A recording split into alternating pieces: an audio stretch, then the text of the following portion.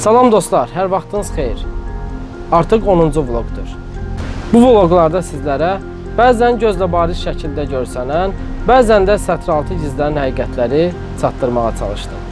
Hər vlogda xaricdəki radikalların əslində Azərbaycana, dövlətçiliyə və hətta millətimizə qarşı apardıqları dırnaqarası fəaliyyətləri sizlərə təqdim etməyə çalışdım. Onun üçün dırnaqarası deyirəm ki, bu fəaliyyətlər xalqın rifahı adı altında edilmiş xəyanətdən başqa bir şey deyildi. Xəyanət sözü bir mənalı sözdür. Yəni, başqa bir mənası yoxdur. Elə bugünkü mövzumuz da xəyanətdir.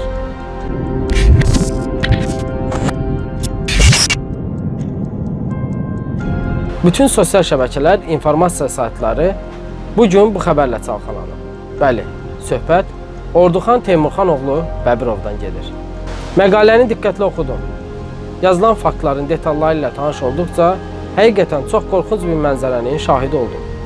23 9-cu ay 1969-cu ildə Cəbrayıl rayonunun Orovlu kəndində anadan olan bu dırnaqarası vətənpərvər 1987-89-cu illərdə Sovet ordusunda, daha dəqiq desək, Ukraynanın Odessa vilayətinin Volqrad şəhərində yerləşən 82-ci Qvardiya Hava Desant diviziyasında xidmət edib. Nə olubsa, elə o xidmət vaxtı baş verib. Orduxanı verbovka ediblər. Adətən Rus Kəşfiyyat İdarəsi hansısa bir dövlətdə agentlərdən istifadə edərkən, həmin dövlətin nümayəndələrini verbovka edib öz ideologiyalarını aşılayırlar. Bu kəşfiyyatda çox geniş yayılmış praktikadır. Bu faktı Orduxan sosial şəbəkədə öz statusunda, şərhlərində təsdiq edir. O, diviziyanın Moldova ərazisindəki bölməsində paraşütçü kimi hərbi xidmət keçdiyini də yazaraq təsdiq edir. Yəni, VDV-nin Moldova ərazisindəki dislokasiya olunmuş hava desant qoşullarının ən yaxşı alayı olan 300-cü paraşüt desant alayından bəhs edir. SSR-nin süqutundan sonra 300-cü alayın hərbi texnikası Moldovaya təhvil verilsə də, hərbi hissənin şəxsi heyəti Rusiya Federasiyasının Xakasiya Respublikasının Abakan şəhərinə köçürülür. Daha sonra o hissənin bazasında 100-cü əlahiddə hava desant briqadası yaradılır. Təbii ki, Orduxan da orada.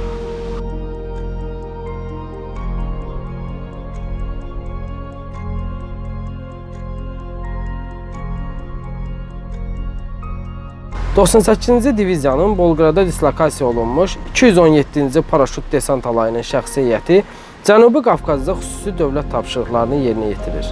Ən şok edici məlumat isə odur ki, Orduxanın xidmət və təlim keçdiyi Azərbaycanlılar və Azərbaycana qarşı əksər əməliyyatlarında iştirak edən həmin alayın şəxsi heyəti 1988-ci, 90-cı illərdə Bakıda və Azərbaycanın müxtəlif yeri şəhərlərində, o cümlədən Sumqayıt və Gəncədə konstitusiyon qaydanın təmin olunması adı altında Azərbaycan xalqının milli azadlıq hərəkatına qarşı mübarizədə aktiv iştirak edir. Bütün bunlar barədə Orduxana yaxın mənbə ölkədəki saytlara məlumat verib.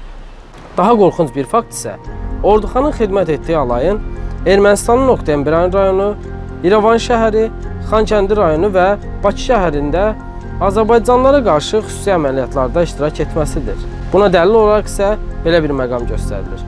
Volqrada aparılan İl-76 hərbi təyyarəsi Bakı yaxınlığında qəzaya uğrayır. Qəza zamanı təyyarədə olan 9 ekipaj üzvü və 48 desant ölür.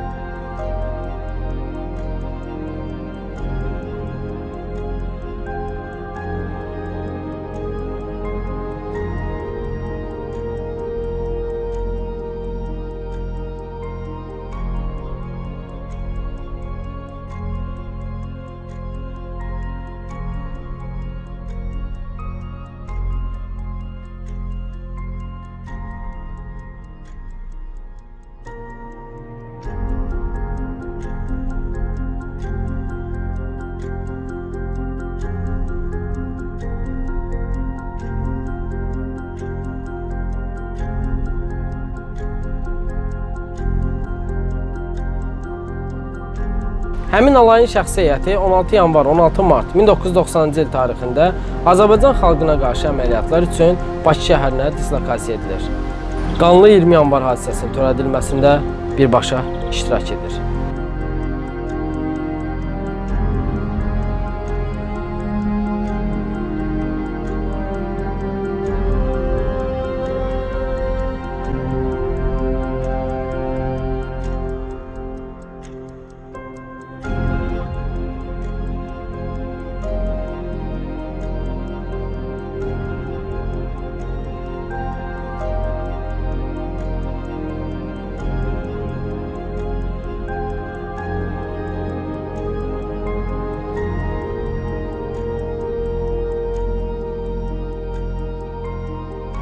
Həqiqətən də dəhşətli faktdır.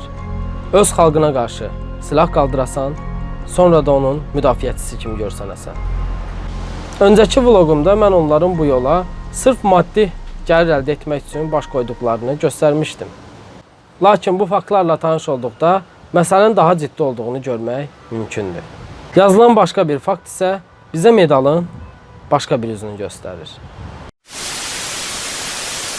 Orduxanın xidmət etdiyi diviziyada komandirlərin, zabitlərin təcrübəsi nəzərə alınmaqla məxfi, siyasi xarakterli kəşfiyyat işlərində geniş istifadə olunublar.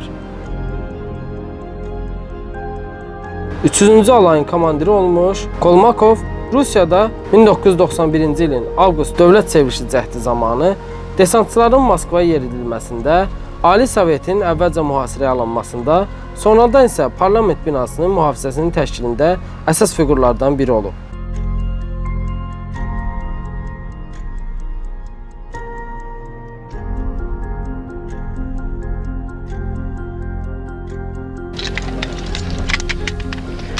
Ну, ребят, дай бог, чтобы они не заполнялись, эти ваши магазины. Я думаю, все будет нормально. Мы такие же советские люди, как и вы. O, 2003-2007-ci illərdə VDV-nin komandanı, 2007-2010-cu illərdə Rusiya Müdafiə Nazirliyinin birinci müavini olub. 1989-91-ci illərdə 3-cü alayın komandiri olmuş Bespalov isə 2005-ci ildə Zaqafqaziyadakı Rusiya qoşunları qrupunun komandanı, habelə Şimali Qafqaz Hərbi Dairəsi komandanının müavini kimi xidmət keçib. Rusiya Federasiyası Sərhəd Qoşunlarının Hərbi Akademiyasında Hərbi İdarə Etmə Kafedrasının rəisi vəzifəsini tutur. 1991-95-ci illərdə həmin alayın komandiri olmuş Lebed isə 1979-82-ci illərdə Əfqanistanda, İrəvanda və Bakıda xidmət edib. 95-ci ildən siyasi fəaliyyətə qoşulub. Xakasiya Respublikası hökumətinin başçısı, Vahid Rusiya Partiyasının siyasi üzrə Dövlət Dumasının deputatı seçilib.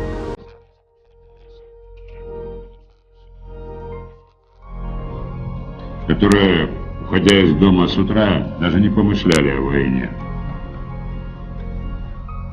А вечером, вернувшись, нашли на месте собственного дома воронку, в которой испарились жена, дети, родители. И вот это уже не человек, а волк, который будет рвать столько, сколько будет жить. А жить он будет долго, ибо он не ценит собственную жизнь, она ему не нужна. Ему не нужны деньги, ему не нужны ордена, ему вообще ничего не надо. У него есть только одно – месть. Именно поэтому он будет жить долго. Sadalınan şəxslər 98-ci diviziyanın heyətində öncə SSR, daha sonra isə Rusiya Federasiyasının hərbi siyasi maraqları çərçivəsində vacib hesab edilən və istifadə edilən şəxslərdir. Keçən vlogda dediyim kimi, təsadüflərə inanmıram.